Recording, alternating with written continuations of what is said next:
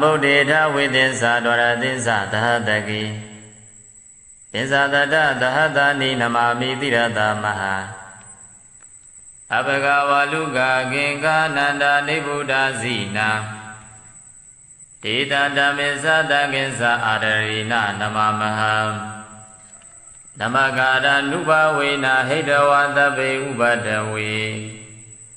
အနေကအန္တရာယပိဝိနသံတုအသေတတောအထဝိတောသုံးပါးဘောဝသုံးလောကတွင်ညာနာရောင်ဖိအောင်ဘိသိနှင့်နှစ်ကျိတ်ရှိစုကုန်သောသဗုဒ္ဓေသတဆောင်ပမဉာဏ်ရောင်ဝါဖြင့်သစ္စာပွင့်လင်းတရားမင်းတို့ကို၎င်း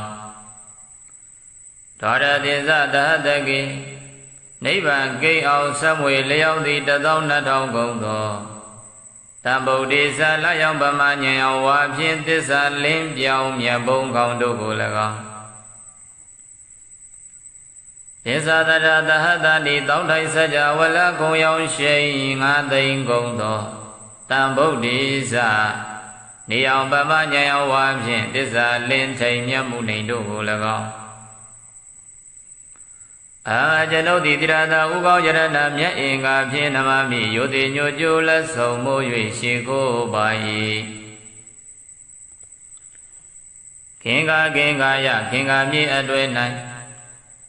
ဝါလူကရှိကြကုန်သောသဲတို့သည်အဘကနေကြကုန်သေး၏နေဗုဒ္ဓဘုံဆက်သိ၍ငြိမ်တော်မူကြကုန်ပြီးသောဇိနာနောက်ချက်ဖန်လာမငါးပြားကိုအရိယာမဘုံရောင်စဖြင့်ချိုးပြဲလွယ်ကူအောင်တော်မူသောဘုရားရှင်ပေါင်းတို့ကအနန္တတင်္ချာကနရေတွမ်းမှန်းလဲဆုံးကတိုင်မြောက်မရောက်နိုင်ကြကုန်တေဇိနေသထိုဘုရားရှင်တို့ကို၎င်းဒေသတို့9သိန်း12000နှစ်ကျိရှိသူကုန်သောဘုရားရှင်မရေမတွက်နိုင်သောဘုရားရှင်တို့ဤဓမ္မင်္စတရားတော်မြတ်ကို၎င်းတာကေသတပိသသံဃာတော်မြတ်ကို၎င်းအဟံကျွန်ုပ်သည်အာဒရိနအာဒရံယိုတိစွာနမမိရှိကိုပိုင်